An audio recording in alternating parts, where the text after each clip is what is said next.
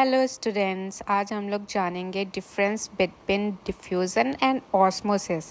Differences जानने से पहले हम लोग जान लेते हैं कि इन दोनों के बीच कॉमन क्या है। तो इन दोनों के बीच जो कॉमन है वो है कि दोनों में क्या होता है, दोनों में होता है movements of molecule from its higher concentration to lower concentration. ठीक है, ये दोनों में कॉमन होता है। अब हम लोग इसे पॉइंट बाय पॉइंट पढ़ेंगे। ठीक है, तो पहला पॉइंट क्या है? पहला पॉइंट है कि डिफ्यूज़न क्या होता है। डिफ्यूज़न जो होता है वो है movement of molecules from its higher concentration to lower concentration. और ऑस्मोसिस क्या होता है? Osmosis is also the movement of molecules from its higher concentration to lower concentration. दूसरा पॉइंट जो है वो ये है कि डिफ्यूज़न में पार्ट लेने वाले मॉलिक्यूल्स जो हैं वो गैसेस के भी हो सकते हैं, आयंस के भी हो सकते हैं और लिक्विड्स के भी हो सकते हैं, जिनका मूवमेंट होता है from higher concentration to lower concentration. Whereas osmosis में पार्ट लेने वाले मॉलिक्यूल्स जो हैं वो सिर्फ और सिर्फ लिक्विड के होते हैं, और लिक्विड में भी स्पेशली वाटर। अगर बायोलॉजी की भाषा में बोले तो, अगर केमिस्ट्री की भाषा में बोले तो सॉल्वेंट। डिफ्यूज़न क्या होता है वो मैं आपको इस पिक्चर के थ्रू समझाना चाहती हूँ। इस पिक्चर में आप लोगों को ब्लू वाला पार्ट जो दिख रहा होगा वो है वाटर, जिसे बोलते हैं सॉल्वेंट। सॉल्वेंट यानी जिसमें कोई चीज़ घुल सके। और वो रेड सर्कल वाला पार्ट जो है उसे मैंने बोला है सॉल्यूट।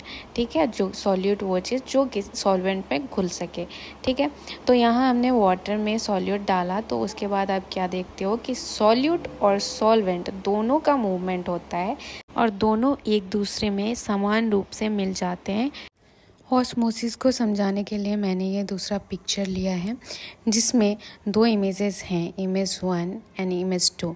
इमेज 1 में जो आप रेड लाइनिंग वाला पार्ट मिडिल में देख रहे हैं वो है सेमी परमिएबल मेम्ब्रेन, और इस सेमी परमिएबल मेम्ब्रेन के दोनों तरफ दो टाइप के सॉल्यूशंस हैं। तो इन सॉल्यूशंस में ऑरेंजिस पार्ट जो है वो क्या है? वाटर यानी सॉल्वेंट। सॉल्वेंट मतलब ऐसी चीज़ जो अपने भीतर किसी चीज़ को घुला सके। और पर्पल सर्कल वाला पार्ट जो है वो है सॉल्यूट, यानी ऐसी चीज़ जो सॉल्वेंट में घुल सके। तो यहाँ पे सॉल्वेंट और सॉल्यूट दो चीज़ मिलके दो सॉल्यूशन बना रहे हैं। एक सॉल्यूशन लेफ़्ट साइड में है, एक सॉल्यूशन राइट साइड में है। अब ये बताओ कि किस सॉल्यूशन का यहाँ पे कॉन्सेंट्रेशन ज़्यादा होगा, लेफ़्ट साइड वाला या राइट साइड वाला? तो सॉल्यूशन का कंसंट्रेशन लेफ़्ट साइड में ज़्यादा होगा, क्योंकि सॉल्यूशन का कंसंट्रेशन डिसाइड होता है सॉल्यूट के कंसंट्रेशन से। लेकिन सॉल्वेंट का कंसंट्रेशन, सॉल्वेंट यानी वाटर का कंसंट्रेशन यहाँ पे राइट साइड में ज़्यादा होगा, क्योंकि राइट साइड में ज़्यादा वाटर है और कम सॉल्यूट है। तो वाटर जो है अपने हायर कंसंट्रेशन से लोअर कंसंट्रेशन की तरफ मूव करेगा, मतलब वाटर राइट साइड से लेफ़्ट साइड की तरफ मूव करेगा। इसीलिए इमेज 2 में आप देख पा रहे हैं water right to left move कर रहा है। तीसरा पॉइंट जो है वो ये है कि diffusion does not require semi permeable membrane, whereas osmosis requires semi permeable membrane। चौथा पॉइंट है कि diffusion can occur in all directions, मतलब मॉलिक्यूल्स का मूवमेंट किसी भी डायरेक्शन में हो सकता है।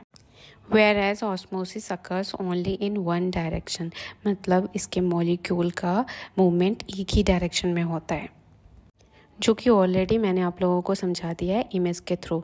पांचवा पॉइंट जो है वो है डिफ्यूज़न के एग्जाम्पल, जिसमें आता है burning of incense stick fragrance spread all over the room. मतलब जब हम एक अगरबत्ती घर के किसी कोने में जलाते हैं तो इसकी सुगंध पूरे कमरे में फैल जाती है। ऑस्मोसिस का एग्जाम्पल है plant absorbing water from the soil through their roots, मतलब प्लांट्स जो हैं वो वाटर का एब्जॉर्प्शन कैसे करते हैं सॉयल से with the help of roots. ये ऑस्मोसिस के प्रोसेस के द्वारा होता है। तो ये रहा आज का हमारा लेक्चर। अगर पसंद आए तो लाइक, कमेंट और सब्सक्राइब जरूर करें।